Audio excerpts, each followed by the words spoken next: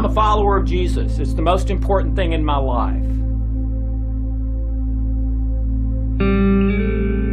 The most healing, healthy thing for the human brain is a belief in God and prayer.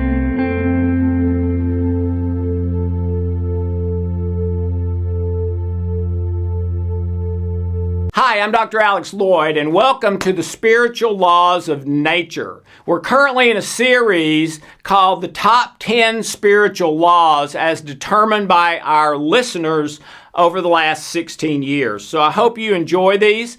The ones that I believe are my favorites or most important, those have all been recorded already, especially the greatest principle. So you can go back and catch up if this has interest to you. I would entitle the one today, Do You Have One Thing to Live For? And you might just close your eyes and let that wash over you and see what comes up. Do you have one thing to live for? One thing can make all the difference. You take a complicated, expensive machine, take one piece out of it, and the machine won't work. You take one spoke out of a wheel, and it may fall eventually. You leave out one ingredient in a dish, and you're sitting there eating, and you're disappointed because it's not too bad, but there's something missing. Oh yeah, I forgot to put in that spice. I'm sorry. My mind was somewhere else. But all through the history of man and your life, one thing can make a big difference, or one thing can make the difference. I was probably 25 years old in the early 1980s, and I was bored one night and did something I had never done in my life, and as it turned out, I never did it again in my life. It wasn't anything wrong. It was just sort of a neutral thing. And I went somewhere and did something, and I was walking in the place where I was, and I stopped and thought, don't I know that girl back there? And I turned around, went back. Sure enough, it was Hope, who has now been my wife for 34 years, okay? We never would have met if I had not done that one thing that I'd never done before, never did again, don't know why I did it then, okay? I believe I was being led. But anyway, one thing in your health can make the difference. One thing can end up with a cancer diagnosis. One thing can end up with a heart disease diagnosis. One thing, break one bone, right? And you're in pain until you get that thing taken care of. One organ is sick. You feel bad until that organ gets better. So much about our life emphasizes the importance of one thing. When Hope was depressed, the 12 years that she was depressed, I traveled all over the world looking for the one thing that would help Hope in her depression because nothing was helping. We figured up one time we'd spent over $100,000 out of our pocket with me traveling around the world looking for some solution to her depression. And in the end, it was one thing that made her depression go away in a period of 3 weeks and has never come back since. That was 20 years ago. Okay? One thing. Viktor Frankl is one of my heroes. He was the founder of logotherapy that was considered to be the third largest school of psychology in the entire field, behind Freud and one other gentleman. Logotherapy by Viktor Frankl was considered number 3. Well, the place where logotherapy came from is very interesting considering what we're talking about today, that one thing can make all the difference. When Viktor Frankl was in the Holocaust, he wrote later that one thing is what allowed him to survive where many didn't. He said, "I exercised the last of human freedoms, the right and ability to choose what my internal state, what my focus will be, what you might say, attitude will be internally." He said those prison guards could beat me, they could yell names at me, they could never get to that. Okay? And he even tells how he did it. He used his imagination. He used his image maker. I don't call it the imagination because to a lot of people that means daydreaming. And that's not at all what I'm talking about. The Germans have two words for the imagination. One means to daydream, The other means to create. And that's what I'm talking about. That creative force using our image maker that has created everything ever created by the mind of man. Every bridge, every building, this television, my shirt, this table, the lights, the camera that's recording this, every city, every car, everything ever made by the mind of man was made in the creative image maker first. Then it was put down on paper. Then they would go out and dig the hole and pour the concrete and all that. But they would not just go out and dig the hole and pour the concrete. Not until it had been imaged here and put down on paper there. So it is the singular creative force, and I believe the most powerful one in the history of mankind. And that's what Viktor Frankl used to survive. He did two things, okay? Using that one thing, he did two things. He thought about a memory in the past with his family when they were sitting by the fire in the den, all together at home, reading, laughing, just enjoying being together. And he would focus on that memory to the degree that he was there again. At least he felt like he was there again internally. The other one, and it would give him power and strength. The other one, he would focus on the future at a time when he had survived the Holocaust, and the vision he had is that he would write a book about the Holocaust and partially about this one thing that would help many, many people. And he would go there in his mind and heart internally while he was in the prison camp, and he would feel relief from pain. He would feel power to fight another day. He would feel energy. Well, you may be thinking, yeah, but wait a minute, that's just made up. That's not real. Something that's not even real can't be the one thing solution for me in my life to solve my problems. You're wrong. It's absolutely real. The unconscious mind does not differentiate between past, present, and future. It treats it all as present tense reality, as if it's happening right now. So to the heart, which is more than 1,000,000 times more powerful than your conscious intention mind, to the heart, when he went in the past, he was not in that prison camp anymore. He was back there at home with his family in a wonderful, loving, warm environment. And it gave him hope. It gave him positive feelings and emotions. It gave him positive energy in his body, we know now. To every system, every organ, the brain, the cells. And he even wrote in his writings that other inmates who did not do anything like this, most of them didn't make it. And then he would go to the future one. And he would experience that he's not in the Holocaust, that he's in the future, has written a book, it's helping people. He's being able to realize his life's dream to help people, which he did for the rest of his life. And that vision would give him power to fight and survive another day. Literal power in his legs and arms and body. That, again, others who weren't doing that, many did not survive. They didn't have that energy. He had more energy because every day he was going to these places that were filling him up, or at least helping to offset the horrendous negative.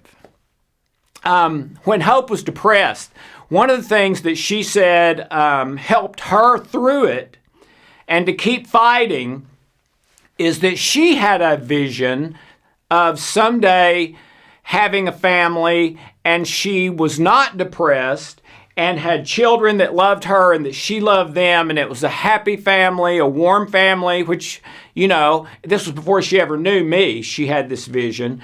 But when she was depressed, she remembered that. I've had this vision all my life of this, and I don't think that's an accident. I think that is still possible for me. I still think that may be in God's plans for me. And it gave her strength and energy and hope to keep fighting, which she did, and has been depression-free for 20 years now.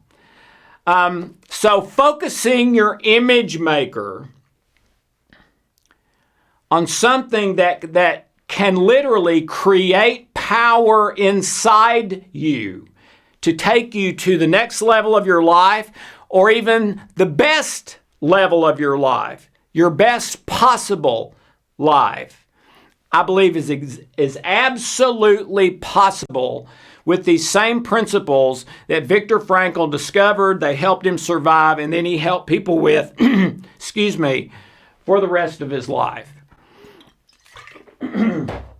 So let's look into that. Your brain is built by God to work this way because we are supposed to use our image maker in certain ways. Think about these things God says. What is true, what is lovely, what is excellent, what is worthy of praise. A whole lot of the book of Revelation is a vision that God gives us of the future of what is to come.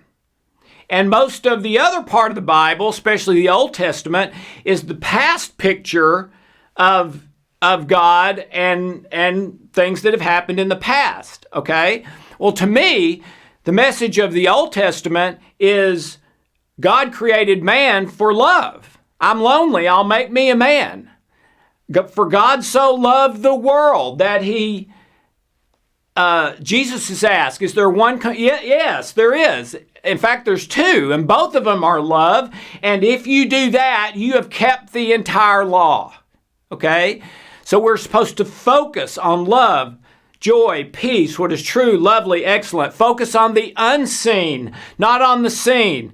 When the seen is temporary, the unseen is eternal. So if you really look through Scripture, this is all here. We're supposed to use our image maker to create. Not only to create a chair or a building, but to create our internal reality in right connection with God and the leading of the Holy Spirit and plugging into the spiritual where miracles happen and unlimited energy is possible. But don't forget the natural and physical. Okay? We know now that when Viktor Frankl went to that picture, that wonderful, loving memory picture of the past, it literally gave him physical energy, mental energy, and spiritual energy to fight, to keep going, etc. When he went to the future positive image maker vision, it gave him power and energy in all three of those areas, etc. And to me, that's why God built this mechanism into us. Now, it can be misused. I believe that, internet porn is the biggest addiction in the history of mankind. And in almost every one of those people who do that regularly, they would prefer porn to regular, healthy sex with a person. Isn't that amazing? Why? How's that even possible? because to the heart it's real. So the porn feels in the heart almost as real as the actual, plus the person can control every aspect of it in their mind in the porn where they can't if it's with an actual person. So it's control issues, it's addiction, and the main thing is that when you do the porn, you have the rush of all positive and negative hormones and chemicals being released at the same time, which is an overwhelming rush that almost always leads to addiction. In the healthy sexual relationship, you only have the positive chemicals being released, not the negative, which does not lead to addiction and leads to positive thoughts, feelings, and energy in your body. Okay? Dr. Antonio Damasio, MD, PhD, head of the neuro department at the University of Southern California. Imageless thought is impossible. You can't have a feeling, an emotion, a thought, or an action if you didn't have an image that those things came from. Pierce Howard, PhD, the owner's manual for the brain. All data that comes into us, whether it's smell, taste, touch, hear, see, no matter what kind of data it is, when it's inside us, it's all turned into images, not words. Why? Images work at the speed of light, and they're the universal language. I'm hungry and I don't speak French. Oh, you're hungry, okay? Words take much longer and are subject to interpretation and all that. Pictures give us an instant relatability and connection, okay? So, how do you use this enormous power that's in you that probably you've either been using just for daydreaming or just letting it do wherever it goes?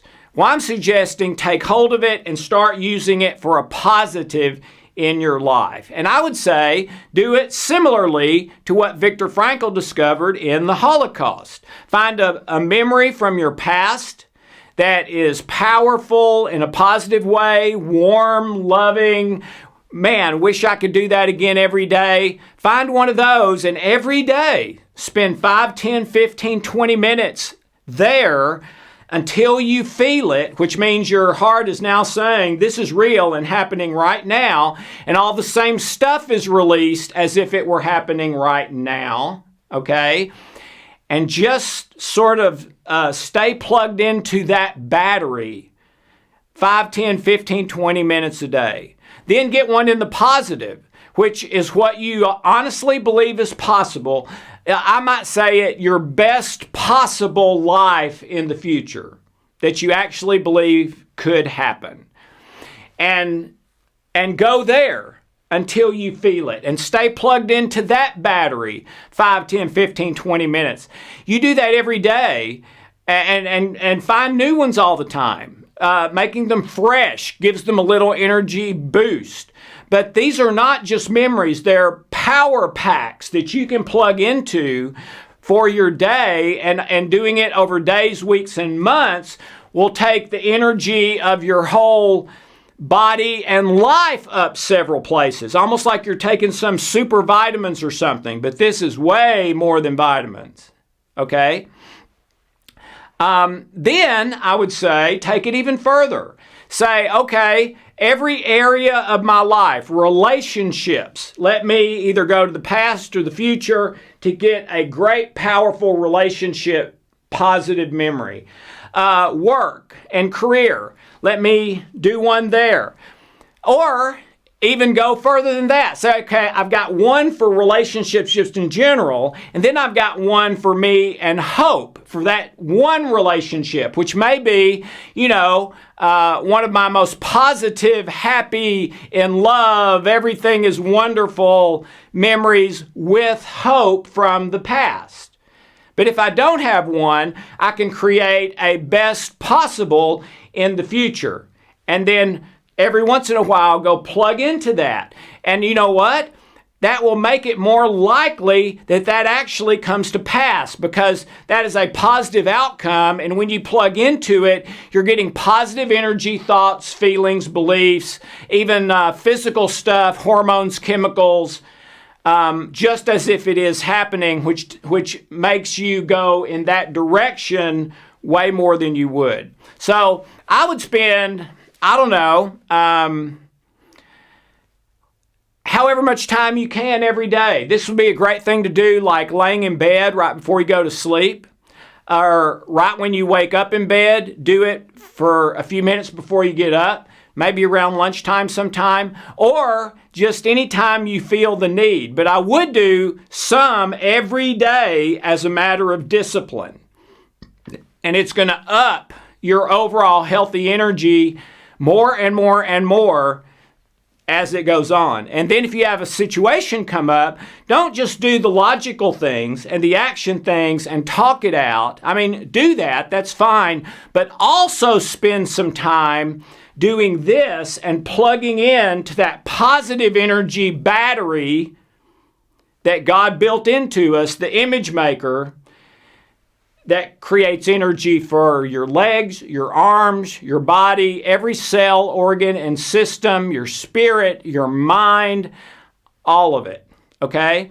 And I think you will be amazed at what this can do and the change it can make very quickly, probably the day you start, and then even more dramatically over time, taking you closer and closer and closer to your best possible life. Larry Napier has been my spiritual mentor for a long time. And he told me one time he had a friend who was in prison for a while. And after he was out of prison, Larry went to see him and he asked him one question. He said, when you were incarcerated, how important was your imagination to you?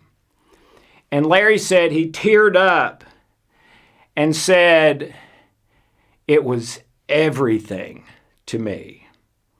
It's how I survived. Well, the power to help someone survive who's in prison or even a Holocaust prison camp and lots of other situations like that can also be the power, without you being in any sort of a life or death trauma, to make your day 50% better. For plugging into the batteries of that positive power every day. Easily make your day 50% better. Then your days get 60%, then 80%. I'm telling you, doing this as a disciplined daily meditation can take your life up level after level after level. And I would say the average I see of people I've worked with this over the years, their days get 50% better within a week. So try it at home. Do it regularly as a discipline, not just once or twice. You need to do that to see what it'll really do. And I believe this is a very, very powerful tool, meditation, you can do to take your life to the next level and beyond. So enjoy it and have a wonderful, blessed day.